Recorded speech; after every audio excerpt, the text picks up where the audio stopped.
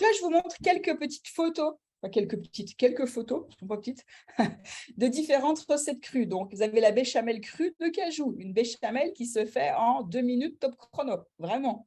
Et vous pouvez du coup la marier à n'importe quel légume cru, c'est super bon et ça lui donne un goût vraiment sympa. Le caramel, parce qu'on dit raw, R-A-O, raw en cuisine crue, donc soit on dit cru ramel, soit on dit caramel, peu importe.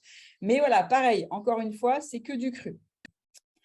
Vous avez le cruditon. Bon, ça, c'est pour les gens qui parce qu'on a besoin d'un peu de protéines, un peu de protéines. Donc, l'œuf cru et le thon, quand on a du bon thon aussi, c'est un cruditon. Ça permet de faire manger des fruits et des légumes, même aux enfants, en bâtonnets sous différentes formes, parce que la sauce est tellement bonne que ça fait passer tout.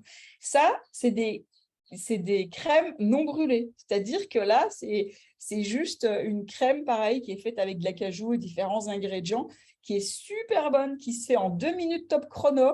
Et après, j'ai mis un peu de sucre de coco dessus pour donner cet effet. On a l'impression que c'est brûlé. C'est pas du tout brûlé, hein, c'est juste du sucre de coco qui a fondu. Mais c'est génial et c'est bon, mais c'est vraiment super bon.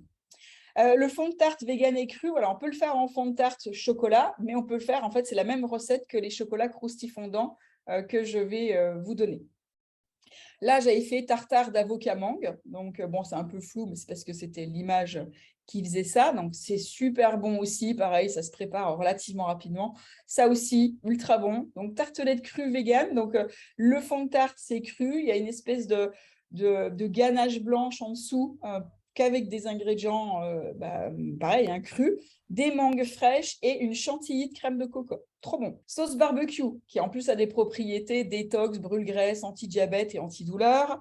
Bon, là, c'était simplement pour montrer qu'il est possible. On peut faire une glace qu'avec de la fraise et sans rien dedans, enfin, sans rien de nocif dedans. Et c'est cru, on a les vitamines. Les fraises, pareil, on peut des fraises avec de la chantilly de coco dessus. On peut faire aussi des fondants au chocolat. Alors là, c'est pas cru, c'est pas cru, c'est pas cru.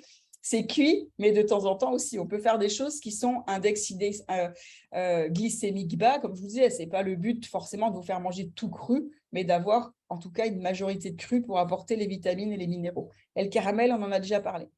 Et ça, c'est pareil, c'est des choses qu'on a faites. Donc, du coup, c'est Fred, qui est pâtissier, qui l'a mis en forme. Parce que moi, je ne sais pas du tout faire ça. J'en suis incapable. Et vraiment, il est doué, lui. Donc là, c'était les crèmes non brûlées, qui sont les petites verrines. Et là, c'est les petits biscuits crus au pain d'épices. Là, c'était des espèces de mini-galettes, pareil, crues à la pomme et je ne sais plus ce qu'il y avait, vanille. Et ça, c'est de la crufiture. C'est de la crufiture, je crois que c'était, je ne sais plus si c'était la crufiture pruneau ou mangue passion, mais en tout cas, super bon. Là, notre joli hippocampe, c'est comme des sushis, en fait, mais il n'y a que du cru. C'est pareil, la pâte a été faite à base de graines de cajou, enfin, je ne sais plus exactement, je n'ai pas la recette en tête. Et puis après, on mettait de la mangue, on mettait du poivron, on mettait ce qu'on voulait. Et ça, c'est uniquement cru et végétal. Et puis là, ce sont des roulés de courgettes, des rolls de courgettes avec, au goût du sud, puisqu'il y a des tomates séchées. Il y a des graines de tournesol et il y a du citron vert. On mixe tout ça et c'est pareil, ça fait quelque chose qui est facile et qui est super bon.